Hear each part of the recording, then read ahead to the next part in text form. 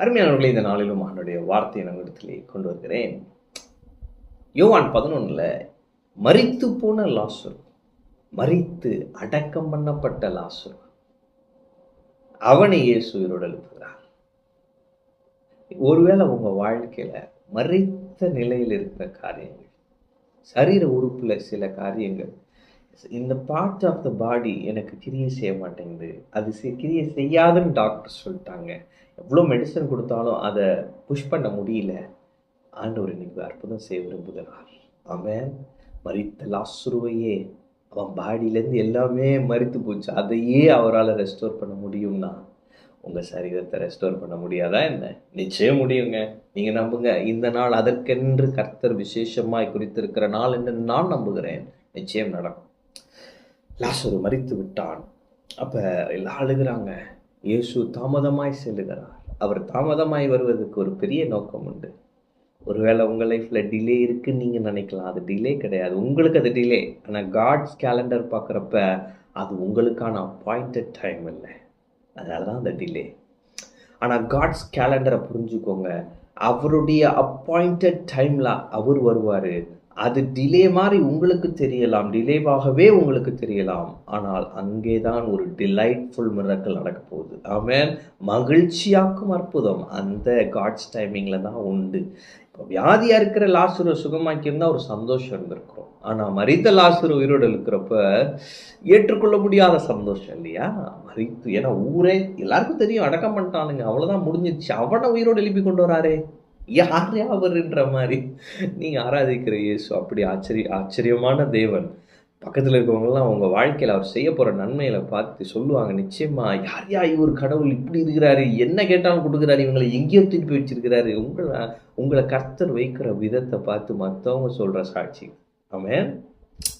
அப்போ இயேசு அங்கே ஒரே ஒரு காரியத்தை விளக்கி சொல்கிறார். என்ன விளக்க வர்றாருன்னா, நீ விசுவாசித்தால் தேவனுடைய மகிமையை காண்பாய். ஆமென். 40 வசனம், யோவான் 11:40. அவங்களுடைய சகோதரியை பார்த்து கேட்குறாரு. அவங்க கேட்குறாங்க, 4 நாள் ஆயிற்றுமே, நாருமே ஆண்டவரே, என்ன நீங்கள் எங்களுக்கு ஆறுதல் சொல்ல வந்தீங்கன்னு பார்த்தா நீங்கள் வாட்டுக்கு கல்றையில் இருக்க கல்லை புரட்டி போட்டுறீங்க, எங்களுக்கு என்ன பண்ணுறதுன்னு தெரிலையே அப்படின்னு சொல்லிட்டு அவள் சொல்கிறா, 4 நாள் ஆயிடுச்சு, நானும் என்ன பண்ணேன், நீங்கள் அதை தொடர்ந்து என்ன பண்ண போகிறீங்க, நீங்கள் லாசருவை நேசிக்கிறீங்க சரிதான், அதுக்குன்னு செத்து 4 நாள் ஆன பிறகு கல்றையை திறந்து உள்ளே போய் பார்க்குறேன்றீங்களே. புரிஞ்சுக்கல. இயேசு சொல்கிறாரு, நீ விசுவாசித்தால் தேவனுடைய மகிமையை காண்பாய் என்று நான் உனக்கு சொல்லவில்லையா? மரித்த நிலையில் இருக்கிற சில காரியங்களை இயேசு வெளியே கொண்டு வராருன்னா புரிஞ்சுக்கோங்க, அதுக்கு உயிர் கொடுக்க போகிறார். இந்த பிரச்சனை திருப்பி தலதூக்குதுன்னு நீங்கள் ஃபீல் பண்ணீங்கன்னா புரிஞ்சுக்கோங்க, அந்த பிரச்சனையில் தேவ மகிமை வெளிப்பட போகிறது. பார்வோனை விட்டு வெளியே வந்தாச்சு, நீ பார்வோனே கிடையாதுன்னு நினச்சிட்டு இருக்கிற நேரம் பார்வோன் துரத்திட்டு வரான். அங்கே தெய்வ மகிமை வெளிப்பட்டது. எப்படி? சிவந்த சமுத்திரத்தை பிளந்து இவர்கள் அதிலே நடந்து பார்வோனை உள்ளே கொண்டு வந்து பார்வோன் அப்படி அமிழ்த்தி போட்டார். ஆமென். என்று காண்கிற எகிப்தியரை ஒருபோதும் காண மாட்டீர்கள். ஆமென். அப்போ இயேசு அப்படி சொல்கிறாரு. சொல்லிவிட்டு கல்லை எடுத்து போட்டார்கள். அங்கே பார்த்தீங்கன்னா லாசருவே வெளியே வா என்று சொன்னார். இவர் போகலை, லாசரு வெளியே வந்துட்டான். ஆமென்.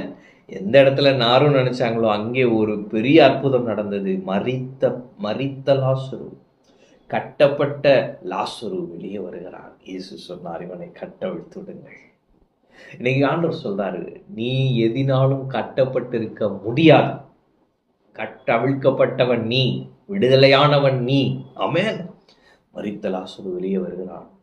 பெரிய அற்புதம். ஆண்டவர் ஒரே ஒரு காரியத்தை கற்றுக் கொடுக்கிற விரும்புகிறார். என்ன? நீ விசுவாசித்தாள் என்னுடைய மகிமையை பார்ப்பாய். ஆமென். அப்ப நம்ம அவரை விசுவாசிக்கணும். ஆண்டவரே, என்ன நடந்தாலும் நான் உங்களை விசுவாசிக்கிறத மட்டும் விட்டுற மாட்டேன், சந்தேகப்பட மாட்டேன், கவலைப்பட மாட்டேன், குறை சொல்ல மாட்டேன். இல்லை, நீங்கள் நிறைய நம்ம இதுதான் செஞ்சிட்டு இருக்கிறோம், இதனால தான் பிரச்சனை இன்னும் பெருசாகுது, அற்புதம் நடக்க மாட்டேங்குது.